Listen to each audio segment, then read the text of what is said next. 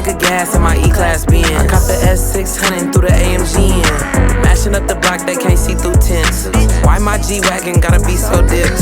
All I ever wanted was a brand new Benz, so I could ride 4 deep, just me and my friends. I used to be flat broke, now I got ends.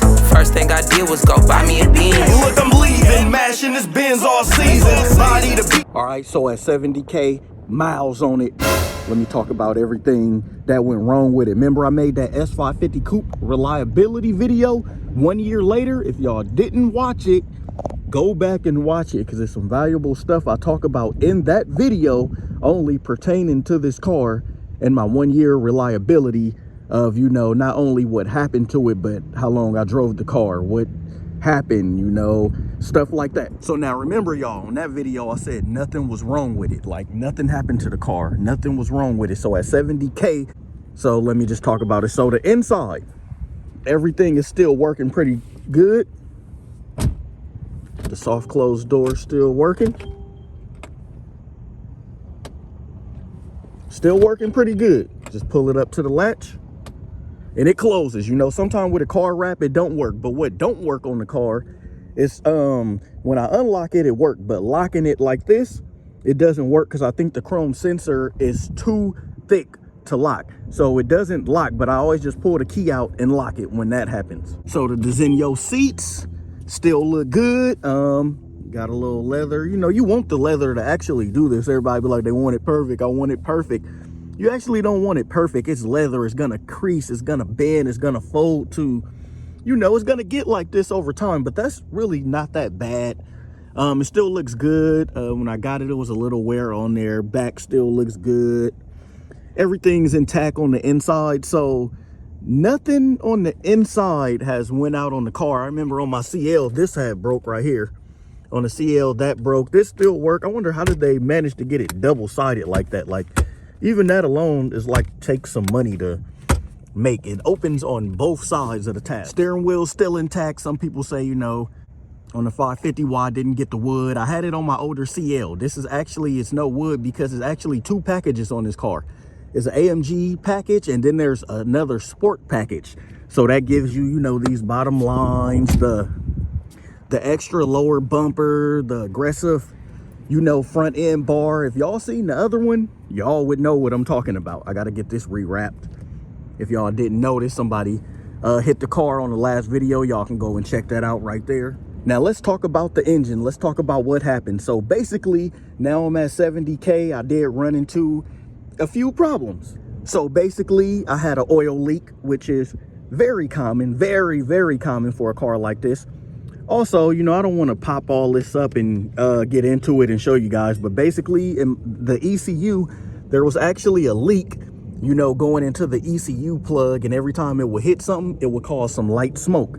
Now, all my true subscribers, all my true people that been with me since day one, they know that I had that problem and I brushed it off. Okay, maybe it was the brakes, because it was very light, it was very subtle. Maybe it was the brakes, maybe it was something else. Maybe I'm just seeing it. Maybe I'm seeing something, but actually came to conclusion that it was some smoke from some oil or some sort getting into the ECU plug, and every time it would drop or hit something hot, that's when it'll make that spark. But it wouldn't do it all day. It'll be after a long cruise and I stop, you will see it settle, and it'll be only like 1 time per cruise.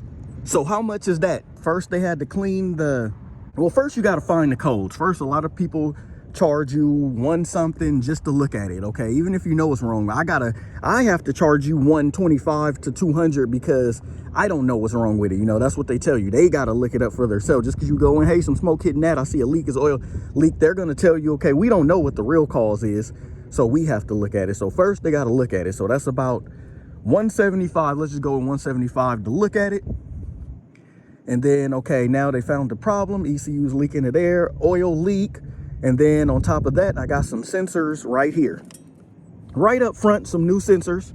I don't know if you can see them in there. But I actually got some new sensors up front.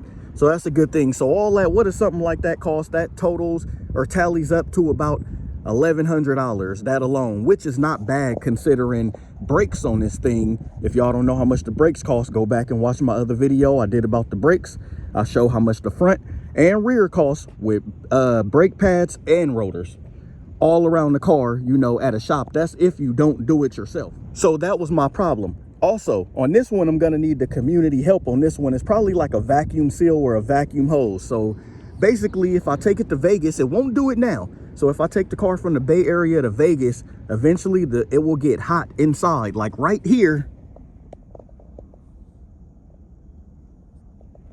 Right up there, it'll blow like this hot air out and it won't stop, whether the AC is on or off. And it's almost like drains the cold air instantly. And I had this problem. They refilled the coolant last time. They refilled it again, and it's almost like the problem keep happening. So I got to dig deep in the core and see what's causing that problem. I don't know if anybody in the community or any of the star status know what could that be and how much it roughly could cost. But other than that, everything else inside is still intact. It's just a AC problem, and I had a leak and I got new cover. So not that bad. Not that bad at 70K. So that's just the engine, whatever side of it. So the drive has been fairly good. It still shift gears easily. The start stop automatic things still work. Everything inside is still functioning. It feels fast, you know. And I got to bring this update because a lot of times people think at 70K the car is bad. Like, all right, been there, done that, time to move on to something new. That's basically the Mercedes market.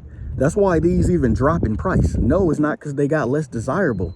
It's because in the Mercedes world, the car is only good as it is new for a lease or new on the showroom floor. Once that lease is over and it's like used, Mercedes logic is kind of out with the old, in with the new. How can we sell these people these new cars? So now even a 2021 like S-Class is like, okay, we get rid of that one. Let's bring in a 2023 and try to sell you this 23. And a lot of people sometimes can't differ the S-Class from the C-Class. It's instantly, you can instantly see it. I mean, this is why this is probably my favorite rear end on any car. I thought it was the CL, but it's this one. Like, man, some people don't like these lights, but it just looks so exotic. Like, I could talk about it all day because like the body panel is wide, it's large. Like, look, the whole body rolls from here and gets his own like body line. And then the back is like, the back is bulged out into the middle of the design going straight up. All right, now cost. If you are getting one of these things, be prepared because they do cost. They will try to sell you the warranty no matter what. I didn't even want the warranty when I got this car because it was already a high price car. When I got it, I think it came up to 74. The MSRP on this one in particular is about 141. So it's not really a base model. We got all the amenities, the Zenio trim. It has almost every upgradable package besides the Magic Sky control, as I stated in previous videos, and no night vision. But other than that, it has every other bell and whistle, Distronic, everything else you could really get. So have some money saved. Suspension could run you about, you know, anywhere from like 2 to 7K if something go wrong. I hope this video gave y'all somewhat peace of mind. Remember, nothing really didn't go wrong with it, but it could run you a couple $1,000s from brakes to anything to just light work being done. Remember, batteries on this thing is not cheap. Any sensor is not cheap. Anything you're really looking for or looking to buy on this thing is not cheap.